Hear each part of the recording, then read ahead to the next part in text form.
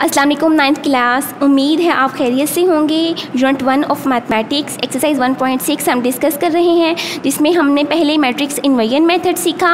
आज हम क्राइमर रूल्स को देखेंगे कि इसमें क्या प्रोसेस है या क्या फार्मूला है, क्या इसका पैटर्न है जिसको हम यूज़ करते हुए अपने सेट ऑफ इक्वेशंस को सॉल्व कर सकते हैं। ठीक है, उनका सोल्यूशन फाइंड कर सकते हैं। एक्सप्रेशन को हमने देखा, एक्सप्रेशन क्या होता है। उसके बाद हमने इक्वेशन के बारे में थोड़ा सा ब्रीफिंग उसको एक्सप्लेन किया। उसके बाद हमने लीनियर इक्वेशन क्या है उसको देखा, और फिर हमने सिमल्टेनियस लीनियर इक्वेशन को देखा कि हमारे पास दो या दो से ज़्यादा इक्वेशंस का सेट जिसमें दो या दो से ज़्यादा अननोन वेरिएबल्स यूज़ होते हैं। ठीक है, और उन वेरिएबल्स को ही हमने क्या करना होता है, आंसर फाइंड करना, उनकी वैल्यूज़ फाइंड करनी होती है। और वो जो आंसर आता है, जो वैल्यूज़ हम अननोन वेरिएबल्स की फाइंड करते हैं, यानी फॉर एग्जांपल XYZ की जो हम वैल्यूज़ फाइंड करेंगे, वो उन सेट ऑफ इक्वेशंस को क्या कर देंगे, वेरीफाई कर देते हैं, उनको ठीक प्रूफ कर देते हैं, ये वेरिफिकेशन कर देते हैं कि ये जो आंसर्स हैं ये इक्वेशन को अगर सेटिस्फाई कर रहे हैं तो इट्स मीन कि आंसर्स आपके क्या हैं, ठीक हैं। तो हमने कल दो मेथड देखे, एक हमारे पास मैट्रिक्स इन्वर्जन मेथड था, एक हमारे पास क्या था, क्राइमर रूल। तो मैट्रिक्स इन्वर्जन मेथड अच्छे से हम सीख चुके हैं। आज हम क्राइमर रूल्स को देखते हैं कि क्राइमर रूल हमारे पास क्या है। तो क्राइमर रूल में हमने अगर x की वैल्यू फाइंड करनी हो, हमारे पास x वेरिएबल अननोन है, तो उसके लिए हमारे पास फार्मूला क्या यूज़ होता है, ax determinant over a determinant. ठीक है, और y हमारे पास क्या होता है, ay determinant over a determinant. तो हम इसका फर्स्ट क्वेश्चन राइट करते हैं और उसको सॉल्व आउट करते हैं, फिर आपको अच्छे से समझ आ जाएगी। ठीक है, ये दो फार्मूलाज को मैंने राइट कर दिया, x के लिए ax determinant over a determinant और y के लिए ay determinant over a determinant.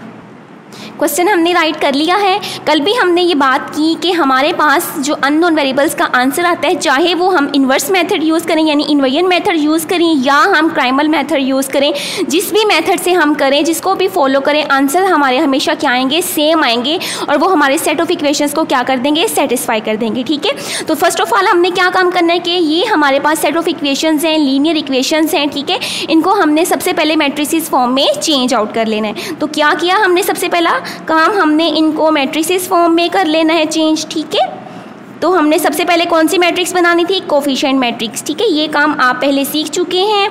Then हमने क्या करना है, हमारे पास वेरिएबल मैट्रिक्स होगी, देन हमारे पास क्या होगा, कांस्टेंट मैट्रिक्स होगा। ठीक है, तो ये हमने मैट्रिसेस बना ली। अब हमने क्या करना है, ये फॉर्मूला अडॉप्ट करना है। तो x की वैल्यू हम कैसे लेंगे, ax determinant over a determinant, y के लिए हमें क्या चाहिए, ay determinant over a determinant. तो फर्स्ट ऑफ ऑल हम क्या फाइंड करेंगे, a डिटर्मिनेंट फाइंड कर लेंगे। ठीक है, तो a डिटर्मिनेंट हम फाइंड करते हैं, नेम हम दे देते हैं, इनको मेंशन कर लेते हैं। ये हमारे पास A मैट्रिक्स था, ये हमारे पास X मैट्रिक्स था, ये हमारे पास B मैट्रिक्स था। ठीक है, तो ये तो हमें पता है ना कि हमारे पास कोफिशिएंट मैट्रिक्स कौन सा मैट्रिक्स होता है, A मैट्रिक्स होता है। ठीक है, तो सबसे पहले A का डिटर्मिनेंट आपने फाइंड करना हो। ठीक है, तो A के डिटर्मिनेंट के लिए हम एंट्रीज को राइट करते हैं। एंट्रीज राइट करने के बाद 2 2 का 4, 2 2 दा 4 हो गया, और माइनस रूल के अकॉर्डिंग, जो प्रोसेस डेफिनेशन के अकॉर्डिंग, और माइनस माइनस माइनस क्या हो जाता है, आपके पास प्लस हो जाता है। ठीक है, 3 2 दा 6 माइनस 6, तो ये क्या हो गया, 4 + 6 इक्वल हमारे पास क्या आ गया, 10 आ गया। ठीक है, तो डिटर्मिनेंट हमने फाइंड आउट किया, तो हमारे पास क्या आंसर आ गया, 10 आ गया। अब हमें क्या चाहिए, ax डिटर्मिनेंट। तो ax डिटर्मिनेंट हम कैसे फाइंड करेंगे, उसके लिए मैं आपको बताती हूँ। फर्स्ट ऑफ ऑल, अगर हमारे पास दिया हुआ है ax का डिटर्मिनेंट, अगर x के बारे में बात की जा रही है, x के सेंस के लिए बात की जा रही है, तो ये जो आपके x के कोफिशिएंट थे, x के कोफिशिएंट क्या था, एक 2 था, एक आपके पास क्या था, 3 था, जिसको हमने कोफिशिएंट ब्रैकेट में राइट किया, यानी ये 2 और 3 आपके पास ये क्या है, ये कॉलम आपके पास क्या है, ये x कोफिशिएंट्स हैं। ठीक है, तो हमने क्या करना है, अगर ax का डिटर्मिनेंट फाइंड करना है, तो ये जो कॉलम होगा इसको हम किससे रिप्लेस कर देंगे, इसको हम ये जो b है, कांस्टेंट वैल्यूज है, इसके साथ रिप्लेस कर देंगे, इंटरचेंज कर देंगे।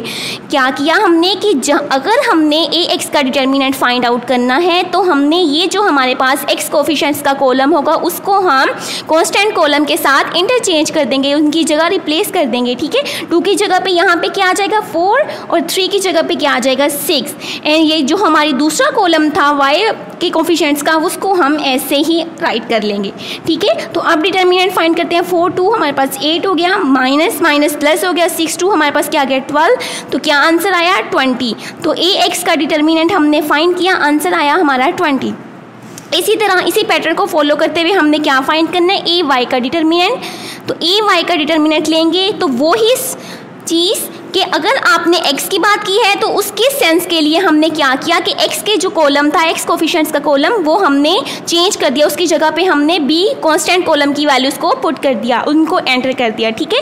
इसी तरह अब हमने क्या करना है, जो y, हम y के विद रिस्पेक्ट ले रहे हैं, y के विद रिस्पेक्ट बात कर रहे हैं, y के सेंस में बात कर रहे हैं, तो ये जो y की कोफिशिएंट्स होंगे, ठीक है, ये जो हमारे पास y के कोफिशिएंट्स होंगे, ये -2 और 2, इनको हमने क्या कर देना है, 4 और 6 के साथ इंटरचेंज कर देना है, ठीक है। तो ये हमने y की जगह पे क्या लिख देना है, y की कोफिशिएंट्स की जगह पे ये 4 और ये 6, और जो हमारे x की होंगे उनको हमने ऐसे ही लिख देना है, ठीक है। अगर x के सेंस में बात की जा रही है तो x का कॉलम जो होगा, x कोफिशिएंट का कॉलम इंटरचेंज कर देंगे आप कांस्टेंट के साथ। अगर y की बात की जा रही है तो जो y का आपके पास कोफिशिएंट होंगे उसको आप इंटरचेंज कर देंगे किसके साथ, आपकी कांस्टेंट की जो वैल्यूज़ हैं, b कॉलम है, या सॉरी b मैट्रिक्स है, उसके साथ आप चेंज कर देंगे, ठीक है। तो अब इसका डिटरमिनेंट लेंगे 6 2 आपके पास 12 हो जाएगा, -4 3 12 तो इक्वल टू 0। तो ए वाई का डिटरमिनेंट आपके पास क्या आ गया, 0 आ गया। अब एक्स वाई की वैल्यूज़ फाइंड करते हैं, फॉर्मूला में पुटिंग करते हैं।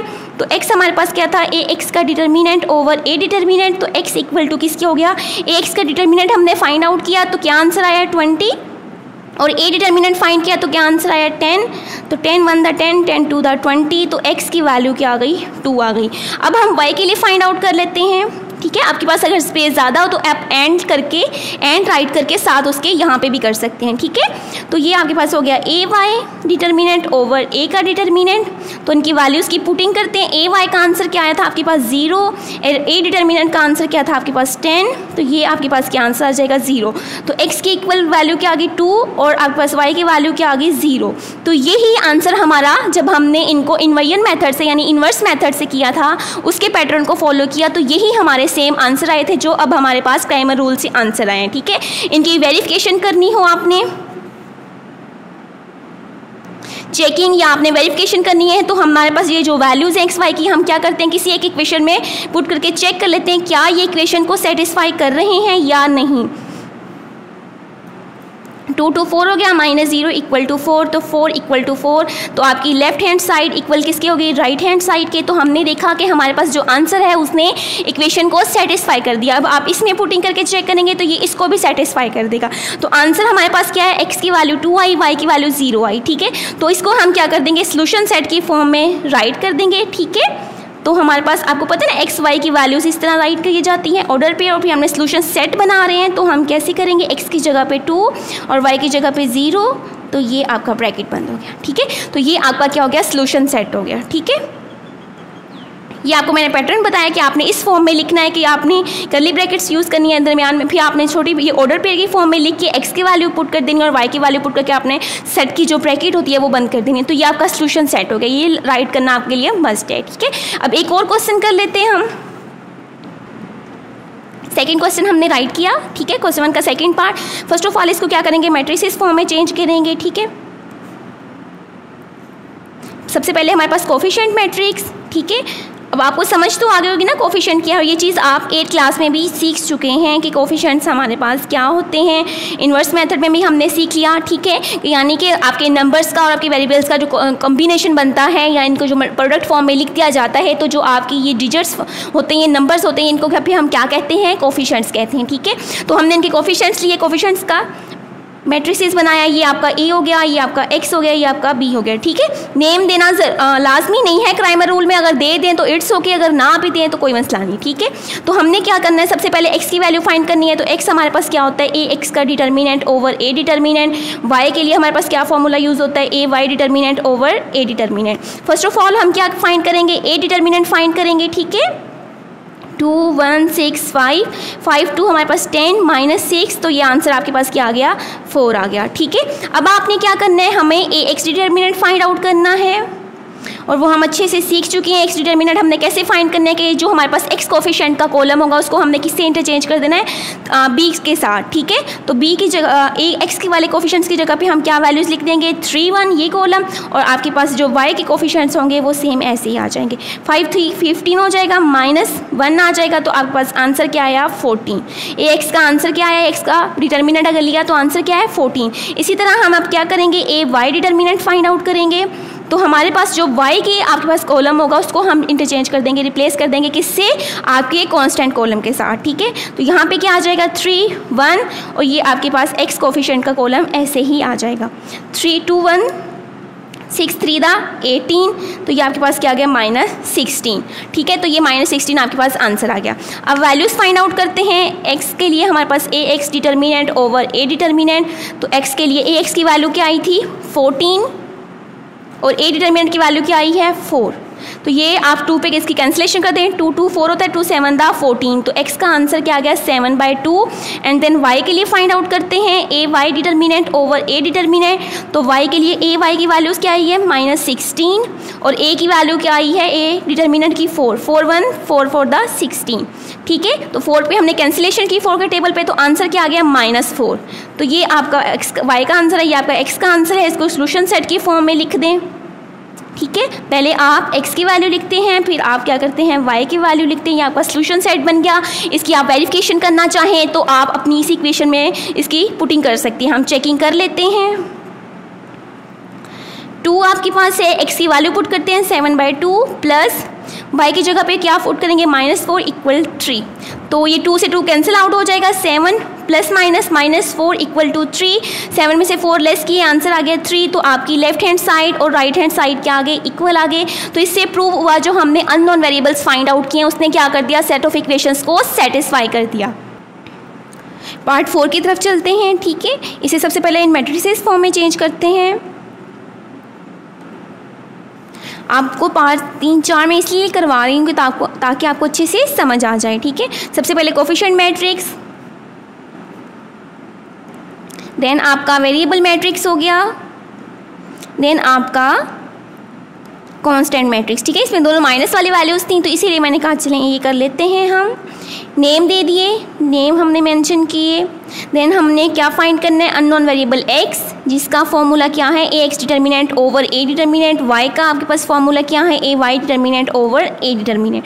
फर्स्ट ऑफ ऑल हम क्या फाइंड करेंगे, a डिटर्मिनेंट फाइंड करेंगे, ठीक है। मोड का सिंबल यूज़ किया हमने, एंट्रीज की पुटिंग की 3 2 6 और चूँकि साथ माइनस है तो -6 आ जाएगा। और ये रूल के अकॉर्डिंग माइनस डेफिनेशन की डिटर्मिनेंट की डेफिनेशन के अकॉर्डिंग -5 to 10 -10, ठीक है, -7 आ जाएगा। तो ये क्या हो गया -6 माइनस क्या हो गया +10 हो गया, ठीक है। -6 + 10 तो प्लस माइनस क्या होता है -10 में से 6 को हमने माइनस किया तो आंसर क्या है 4। चूँकि 10 आपके पास बड़ी वैल्यू है, लार्ज वैल्यू, तो इसके साथ साइन कौन सा है प्लस का है, तो इसलिए आंसर में भी क्या हो जाएगा प्लस हो जाएगा, ठीक है। आंसर के मीन्स टू से कि आंसर भी प्लस का होगा। देन हमने अब क्या फाइंड करना है, ax डिटर्मिनेंट, उसको फाइंड आउट करते हैं। तो हमने क्या करना है कि जो x कोफिशिएंट का कॉलम होगा उसको किसके से प्लेस कर देना है, हमने कांस्टेंट कॉलम से। तो यहाँ पे x की जगह पे फर्स्ट कोफिशिएंट की जगह पे -6, 3 की जगह पे 5 की जगह पे क्या आ जाएगा -10, और y का हमने जो कॉलम है y कोफिशिएंट का वो हमने वैसे ही राइट कर दिया, ठीक है। 6 to 12 हो जाएगा और माइनस माइनस क्या हो जाएगा प्लस हो जाएगा, -10 to क्या हो जाएगा आपके पास 20, तो माइनस माइनस क्या हो गया आपके पास प्लस हो गया, ठीक है। तो 12 - 20, तो आंसर आपके पास क्या आया 8। अब चूंकि 20 आपके पास बड़ी वैल्यू है, इसके साथ माइनस का साइन है, तो 8 के साथ क्या आ जाएगा माइनस आ जाएगा, ठीक है। अब हम फाइंड करते हैं ay डिटर्मिनेंट। तो इसमें हमने क्या करना है, y कोफिशिएंट का जो कॉलम है उसको रिप्लेस कर देना है किसके साथ, कांस्टेंट कॉलम के साथ। तो यहाँ पे क्या आ जाएगा -6 -10 और x की वैल्यूज़ को हमने x की एंट्रीज को हमने ऐसे ही राइट कर देना है, ठीक है। तो अब इसका डिटर्मिनेंट फाइंड आउट करते हैं। 10 3 क्या हो जाएगा 30, -30 चूँकि 10 के साथ माइनस का साइन है, -6 5 30, तो ये चूँकि माइनस है इसके साथ तो इसलिए माइनस आ गया। तो क्या हुआ ये -30 माइनस माइनस क्या हो गया प्लस, तो आंसर क्या आ गया 0। तो आपके पास y डिटर्मिनेंट का आंसर क्या आया 0 आया। देन अब हम वैल्यूज़ को भी पुटिंग करते हैं, x determinant over a determinant. तो x = x का आंसर क्या आया था -8 आ गया। देन हमारे पास क्या आया था a डिटर्मिनेंट का आंसर क्या आया था 4, तो ये आपने लिख लिया 4 4 1 4 2 8, तो x आपके पास क्या आ गया -2, ठीक है। देन अब y को फाइंड आउट करते हैं, ay determinant over a determinant. तो ay का आंसर क्या आया था आपके पास 0, तो क्या हो जाएगा 0 ओवर ए का डिटर्मिनेंट क्या था 4, तो y का आंसर क्या आ गया 0। ठीक है, तो अब इसको सोल्यूशन सेट में राइट कर देते हैं, -2 0, ये आपका सोल्यूशन सेट हो गया। और ये वैल्यूज़ की आपने अगर चेकिंग करनी हो, देखना हो कि जो अननोन वेरिएबल्स हमने फाइंड आउट किए हैं क्या वो ठीक हैं, क्या उनका आंसर हमारे पास ठीक है या नहीं, तो वो भी हम अभी चेक कर लेते हैं। डायरेक्ट पुटिंग करेंगे, x की जगह पे मैंने -2 पुट कर दिया, y की जगह पे 0, -6 हो गया, 3 2 -6, ये -7 आ जाएगा, ये 0 -6 इक्वल टू -6।